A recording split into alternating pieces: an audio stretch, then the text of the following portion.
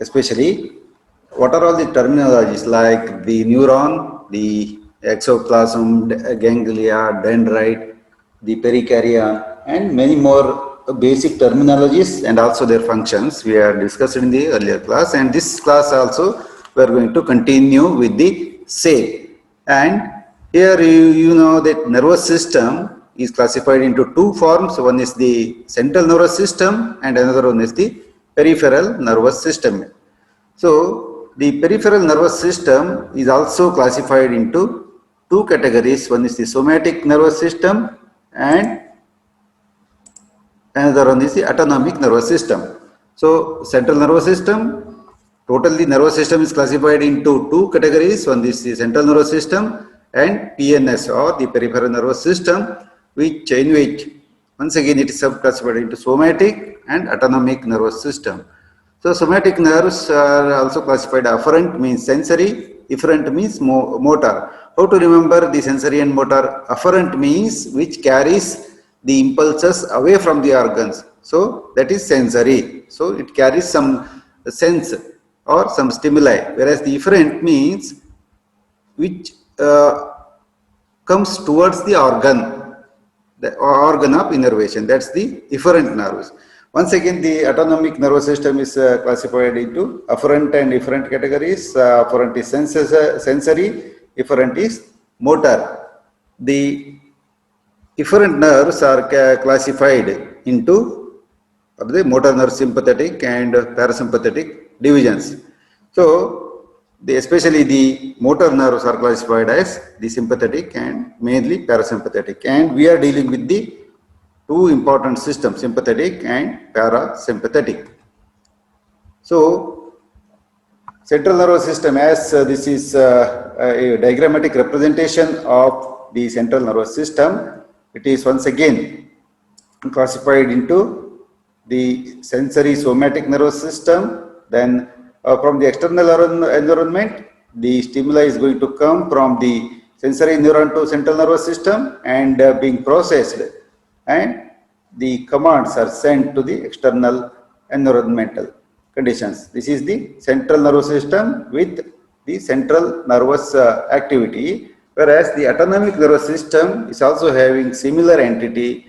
It is also having internal environment, especially inside the body. It's having on the inside the body. Then once again the afferent and afferent nerves are the sensory nerves which carry the stimulus from the internal environment to the central nervous system, where it is processed and the stimulus is given to the organs. For example, if some pain is there in the intestine, then or there is secretion of the suppose there is peristalsis, then the secretion will also start. So the sensory neurons carry the impulse from periphery to the central, whereas the efferent or motor neurons carry the impulses from central nervous system to the other organ or the effector organs. Here also the same thing is depicted. Of course, the spinal cord acts as the important mediator to process the stimuli. Here you can see that somatic nerves means the somatic nervous system, or in most of the nerves which are supplying to the effector organs like the skeletal muscles or the skeletal muscles like bicep, triceps, etc. They are supplied with motor. The somatic system is having the motor neurons, of course, the motor neurons with the lengthy motor neurons which are going to act on the NM or type of the receptors which is present on the skeletal muscles. So the nicotinic type of receptors with NN type is present in the central nervous system, whereas in the autonomic nervous system both are existing, sympathetic and parasympathetic nervous system. So from the central nervous system through the spinal cord, the impulses are traveling through the preganglionic nerve to the postganglionic fibers. Here this is a ganglion is the junction of pre and post nerves especially. So the ganglion is present this is a processing unit, and the acetylcholine will act on the muscarinic type of the receptor, especially the smooth muscles, cardiac tissue, and secretory gland. It is present, whereas the sympathetic nervous system, thoracic and lumbar, it is going to be arise, whereas in case of these parasympathetic, craniosacral, whereas the thoracolumbar outflow is of the sympathetic nerves. So of course there is adrenal medulla also, directly it's going to be acted by the sympathetic nerves and going to release the epinephrine and norepinephrine in the ratio of 80:20%, whereas here the post-ganglionic nerve fibers are very long, and the parasympathetic nervous system is going to act through two receptors. One is alpha type and another one is the beta type, whereas the acetylcholine is going to act on the sweat glands, which are containing the muscarinic type of the receptors. So whereas the muscarinic types of the receptors are classified into M1 to M5 type of the subtypes. And here also the thoracolumbar outflow and craniosacral outflow are there. So the right side one is the what you call as the sympathetic nervous system, and varieties of the ganglia are here. You can see that superior cervical ganglia and the middle cervical ganglia, and so many ganglia, means there are all the junctions, especially, and nerve bundles which are containing the parasympathetic nervous, sympathetic nervous systems. Whereas if you can see that the varieties of these nerves, especially lacrimal gland, nasal gland, and varieties of the glands are supplied with many branches of the parasympathetic nerve. Of course, the parasympathetic nerves are also innervating the heart, the larynx, trachea, bronchi and lungs, and esophagus, and stomach, liver, gallbladder, pancreas, and almost all the organs are both supplied by sympathetic and parasympathetic nerves. Many of the organs do get the supply from both sympathetic and parasympathetic divisions.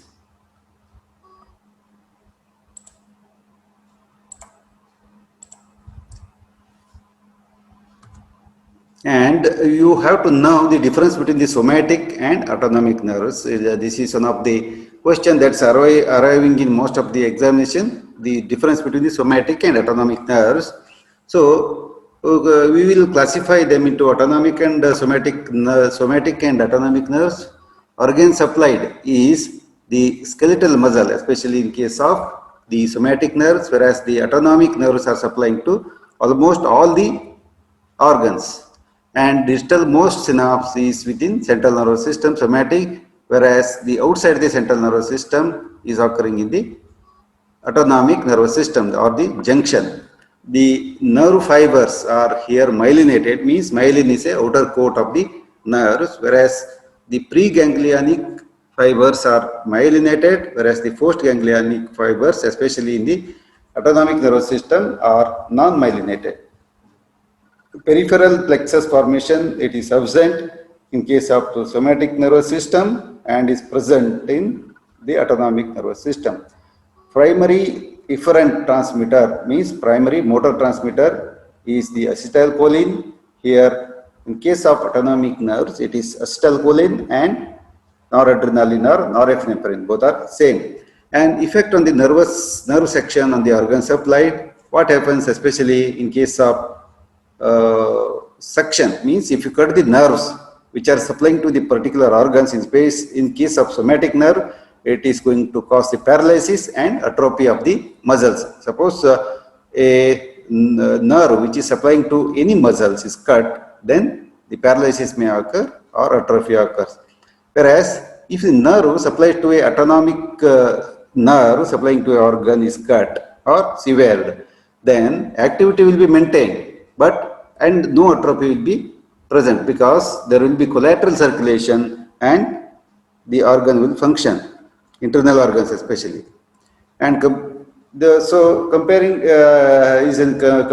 comparison is continued now. Here as somatry nerves are voluntary effects. Striated muscles means it is under the control of any individual or the animal, whereas the autonomic nervous system is not under the control of any individual. So they are involuntary effects, smooth and cardiac muscles, and many of the glands are supplied with the autonomic nervous system. Whereas in case of somatic nervous system, single motor neuron from spinal cord to target organ is there. That means the nerve is very, very lengthy in case of the somatic nervous system, whereas in case of autonomic nervous system, usually two neurons with synapse between synapse or the ganglion will be formed in between the spinal cord to target organ. So this is the pattern of autonomic nervous system. Here the somatic nerves, the neurotransmitter is always excitatory, acetylcholine is always excitatory on the muscles, whereas the acetylcholine itself will cause stimulatory effect or inhibitory effect, or norepinephrine or epinephrine, both will cause the stimulatory effect and inhibitory effect on the same organ. As the receptor subfamily are going to change, it is going to cause the stimulatory action or the inhibitory action. Acetylcholine is released at the synapse of the somatic nerves, whereas acetylcholine and norepinephrine released at synapses. That is the both neurotransmitters are acting. No firing at rest, whereas the baseline firing speeds up when it is stimulated. Effector at rest is flaccid. Usually the muscles tone is not there and it will relax always whenever it is the person is in rest. Whereas even though the person or the individual is in rest, the effector at rest has intrinsic tone, means the minimum activity will be done by the particular nervous system. And here you can see that autonomic innervation, brainstem or the spinal cord are the origin of these particular nerves, autonomic nerves, and it will have a preganglionic neuron, because this is a ganglia. Pre means before ganglionic neurons, and this one is the postganglionic neuron, and there will be a neurotransmitter is secreted in the end of this particular exoplasm, and it's acting on the effector organ. And the distribution of parasympathetic nervous system, it is originating from the central nervous system as well as the brain, and the varieties of the organs are supplied like the iris, sphincter of the pupils and other thing, and lacrimal glands, and submandibular and sublingual salivary glands, the parotid salivary gland, heart, bronchi, stomach, intestine, then the bladder and genitalia are supplied with that of the pelvic sphincteric nerves, and varieties of the other nerves are also supplying to the varieties of the organ through the parasympathetic nervous system.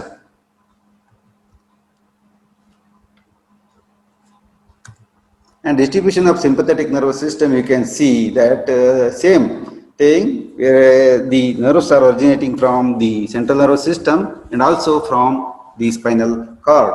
In both levels, it is going to supply, and most of the organs to which the parasympathetic nervous system is supplying is also supplied with the sympathetic nervous system. Or in simple language, all the organs, internal organs, are supplied with both sympathetic and parasympathetic nerves, except few, that's all. So here as usual, the eye, salivary gland, heart, bronchi, spleen, and the intestines, everything is supplied with that of the sympathetic nervous system through different nerves.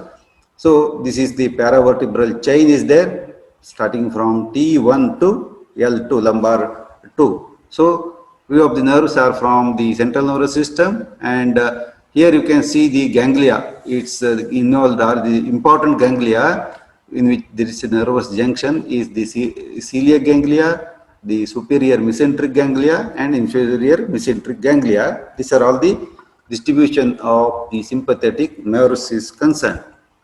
And as usual, the definition wise, the autonomic pharmacology divisions of peripheral autonomic nervous system are there are two divisions. One is the sympathetic or thoracolumbar outflow and the parasympathetic or the craniosacral outflow. Two outflows will be present. So autonomic nerve fibers are classified into afferents and efferents. Usually the afferent or sensory nerves are given not much importance, whereas the efferent nerves are always given lot of importance. So sympathetic nervous system, the origin is thoracolumbar outflow, means CA2 L2 thoracolumbar. The nerves are originating from the thoracic division and lumbar division, whereas the parasympathetic nervous system is the craniosacral, means cranium division and sacral divisions, both are supplying. The ganglia, here we can see that the 22 pairs of the paravertebral ganglia are present, whereas in case of efferent parasympathetic nervous system, varieties of other ganglia are present, and the prevertebral ganglia are the celiac, superior and inferior mesenteric, and aortorenal ganglia are present. Here varieties of the other sacral outflow is there from 2, 3 and 4, whereas the adrenal medulla is also supplied with the efferents of the sympathetic nervous system, and the last nerves, especially the efferent nerves, parasympathetic nervous system containing the terminal near with innervated tissue, whereas the bladder and rectum are also supplied with that of the both afferent and efferent of the autonomic fibers. So this is one of the important thing, that's the difference between sympathetic, parasympathetic and motor neurons. So what are the difference? How the sympathetic, parasympathetic and the motor neurons is mentioned below. The sympathetic nervous system is distributed to effectors throughout the body, whereas the parasympathetic distribution is much more limited. So when compared to, even though all the organs are supplied with the both the divisions, the sympathetic and parasympathetic, sympathetic is more vast in nature. Furthermore, the sympathetic fibers ramify, that means they branch to much greater extent when compared to the parasympathetic nervous system. Here also we can see the preganglionic sympathetic fibers. I think in the previous few of the figures you might have seen this thing. The sympathetic fiber, preganglionic fibers, traverse a considerable distance of the sympathetic chains and pass through several ganglia before it finally synapses with the postganglionic neurons. So that means a sympathetic fiber, or fiber means it's referring to a nerve here, it will travel a considerable distance of the sympathetic chain and pass through several ganglia before it finally synapses with that of the postganglionic neurons. Whereas it terminus make contact with a large number of postganglionic neurons. In some ganglia, the ratio of the preganglionic axons to the ganglionic cells may be 1:10 or more, means preganglionic fiber is 1, then it may be ramified into 10 or more. In this manner, the diffuse discharge of the sympathetic nervous system is possible, means a single switch is connected to varieties of the lights, whereas in case of the parasympathetic system, 1:1 is the, if the presynaptic nerve is 1, the postsynaptic will also be 1, whereas here it's very, very high. Synaptic innervation overlaps because one ganglion cell may be supplied with several preganglionic fibers in case of the sympathetic nervous system. Whereas coming to the another section, that's the parasympathetic nervous system, has its terminal ganglia very near to the organ of innervation, and thus is more circumscribed with its influence. And in the some organs, 1:1 relationship between the number of preganglionic and postganglionic fibers has been suggested. Usually in 90% of the what you call as the parasympathetic nerves, there is a ratio of 1:1. A ratio of preganglionic vagal. So there are certain exceptions. Of course, the ratio of preganglionic vagal fibers to the ganglion cell in Auerbach's plexus has been estimated to be 1:8,000. So certain exceptions are there. The preganglionic vagal fiber is 1, whereas the postganglionic is 8,000 approximately. Whereas, hence the distinction between the two systems does not apply to all the sites. We cannot generalize that the ratio of preganglionic nerves to the postganglionic nerve is 1:10 in case of parasympathetic, whereas it is 1:1 in case of parasympathetic. So because some sites there are exemption.